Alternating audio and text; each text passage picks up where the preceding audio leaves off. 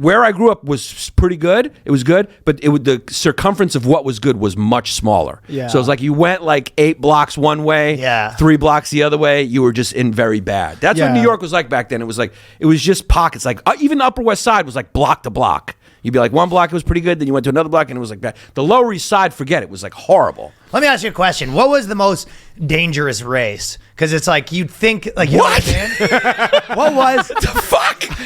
You think I'm going to answer that question and have it recorded? Like if you were to... I'll answer that when this is off, and I'll answer it honestly. There's one correct answer, the whites. If you were walking and you saw like a group of 10 guys and they were all one race, what would be the...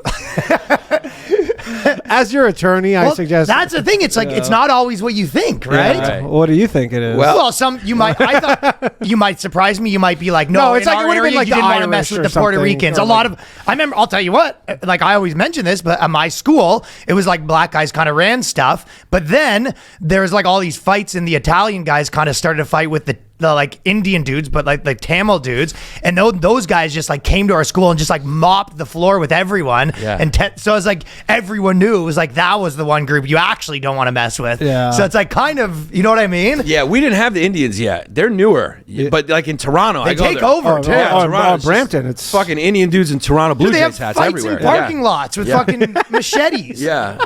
Do they wear curly shoes when they do it? I mean, they literally all carry daggers. Yeah. It's part of their religion. Yeah, the Indians, they weren't a lot. We had Arabs, we had, Puerto Ricans are huge in New York, Dominicans, you had black, you had Italian, you had Irish, Jews. Irish seemed like they had a moment where they were dangerous. They don't really have. The funniest none of is that like when you anymore. ask like really old people, like somebody who's like 90 who you're worried about, and they're like, the Protestants. Yeah. It's like if you turn the block and there were a bunch of Protestants there. You ask my mom, she'd say the Nazis. Yeah. She lived under Nazi occupation. Yeah. It's interesting. And, when you grow up in New York, you're very influenced. I'm very influenced by, like, Puerto Rican, black, Italian. Those are probably the biggest. all Puerto that in Ricans you. love being Puerto Rican. Oh, I've seen it now twice in 2 separate areas. I used to live in the East Village, and now I live in Brooklyn. And I've seen 2 separate Puerto Rican, like in the East Village, where they had this van, and it was a van, like a giant panel van that was beside scaffolding, and they just hung out there like every day. Yeah. Just they had their Puerto Rican flags.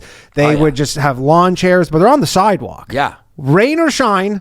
Summer or winter, doesn't matter. It's just their like, Hamptons, yeah. It's their Hamptons. It's like a social club. And then there's by my house now, there's like this just like garage door that just like opens, like looks like an industrial thing. And that's like their hangout there too. And they all just like hang out. Oh yeah, they had some Puerto Rican social clubs. There was one by my friend's house. They would sit on egg crates. They'd play dominoes. They had a pet pigeon. Oh, They called it pigeon. It was really Pet pigeons. Yeah, Nuts. but what's interesting? I thought about all 3 of those: Jews, Italians, blacks. I think are probably the 3 biggest influences in New York. And Irish are just as much a population, but there's no influence because they don't do anything. The cops. There's just like nothing. Like what's Irish? Pubs, firefighters, pubs, Just like dealing with trauma quietly. Like I don't know.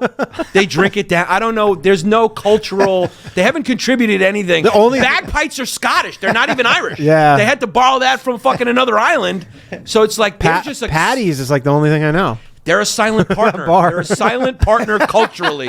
There's not. Yeah, you go into a bar. It's like, but that's Irish? I guess. Just like a bar with a fucking beer. They do own a lot of bars Yeah, here. even their food is fucking Indian. It's curry chicken or whatever. They're just, Irish food's that. yeah, they're just bland. Yeah. Interesting. Yeah. Yeah, my Irish family is very like half of them died of drug overdoses and like all that sort of shit. And then my family that's like super multicultural, like black, white, Indian, stuff like that, all kind of doing well. What do you got in there? I got a lot of stuff. Yeah. I was actually thinking the other day, pretty funny, when like my multicultural family went one Christmas to see Django Unchained and just how awkward it was.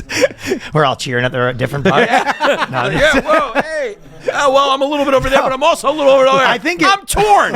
It's like watching the Ball brothers on different teams being there. It's like watching Venus and Serena as their dad. yeah. Like, I'm happy here, I'm happy here. I don't know.